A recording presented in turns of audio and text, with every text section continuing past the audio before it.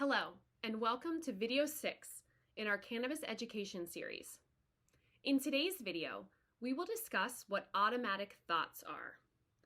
We'll go over some automatic thought examples and how you can start seeing these thoughts for what they are and replacing them with more productive thought patterns, and in turn, helping your child do the same. Automatic thoughts are a kind of negative self-talk that appear immediately without us even being aware of forming a thought in response to a certain stimulus. They're often irrational and negative, and many times these thoughts are what lead people to use substances, such as cannabis. Each person's automatic thoughts may be different from the next person's. They're usually related to our life experiences, plus our fears or the messages we've internalized for years. They can be about ourselves or other people, including our children. Negative automatic thoughts can generate emotions such as anxiety, sadness, frustration, guilt, anger, or unworthiness. Often as a parent, we have negative thoughts about our parenting or choices we have made around parenting. For example, if your child gets in trouble for having a substance at school, you might automatically think, "I'm a terrible parent," or "my child's life and future is ruined."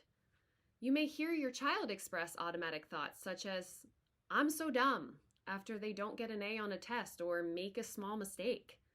These are not rational thoughts, but are rooted in our own fears and beliefs. One way to interfere with these negative automatic thoughts is to identify these destructive thought patterns and learn strategies to challenge these thoughts. One way to challenge these thoughts is to ask yourself, is this thought true? Does having this thought serve me? Or what advice would I give for a friend who told me that they had this thought?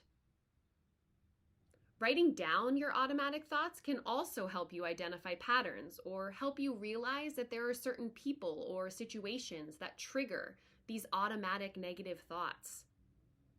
Another tool to challenge these thoughts is to give that inner critic inside of us a name and a separate personality. This allows us to view the thought as someone else's, not our own. This is a great tool to use with children or teens to help them identify that just because they have a thought doesn't mean that it is true. In my family, we call our inner critic our internal monster, who doesn't always have our best interest at heart. Finally, the last way to help cope with negative automatic thoughts is to turn them into positive thoughts. For example, if you are thinking, "My child messed up their entire life and now it's ruined," we can turn that into, "My child made a mistake, and we will work through this together like we always do." Challenging automatic thoughts is a skill for us as adults, as well as for our children. I encourage you to have a dialogue with your child or family tonight related to what you learned in this video. I challenge you to challenge those negative automatic thoughts.